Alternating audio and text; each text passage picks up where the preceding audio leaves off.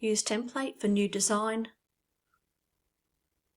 Okay, then we'll duplicate the page we'll be working on. Duplicate.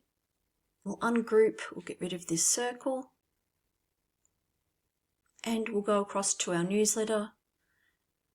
We'll highlight all these 5 points here. It's a lot easier than going backwards and forwards. Copy that, go back to our design. We'll add a page and then we'll remove the background just so that we've got a nice clean slate and paste.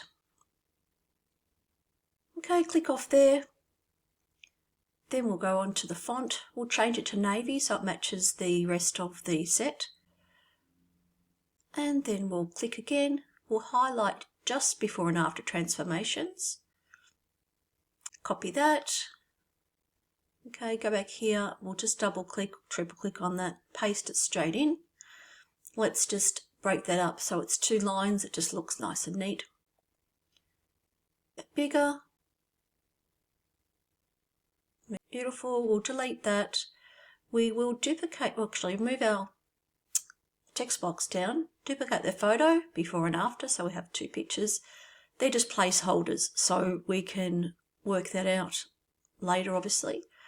Group them together and move them up. Yep, and we'll just go down to our text box, expand that so it fits in nicely in the bottom.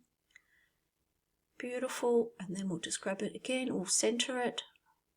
We'll get rid of the arrow because we don't need it, it's a standalone post. We'll just pop our website in here. A simple tweak, a big impact. Before and afters always get the likes. Okay, so we'll just grab we'll make that a little bit bigger, your website. And we will put it in the center. Lovely, and we'll move our little paw print across.